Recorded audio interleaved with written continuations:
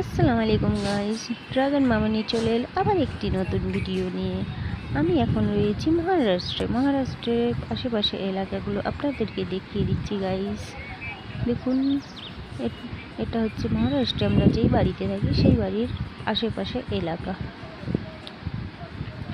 এই রাস্তাটা হচ্ছে আমাদের বাড়ির সামনে, এই দিয়ে বেরিয়ে যে আপনি ডান দিকে বাঁ দিকে এই রাস্তাটা দিয়ে বেরিয়ে বাঁ দিকে গেলেই মেন রোড বেরিয়ে যাবে।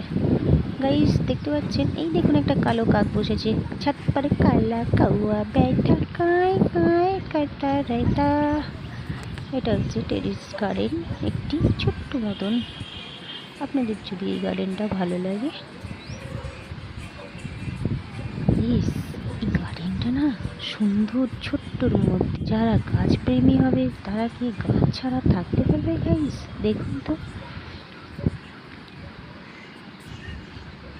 টাটা।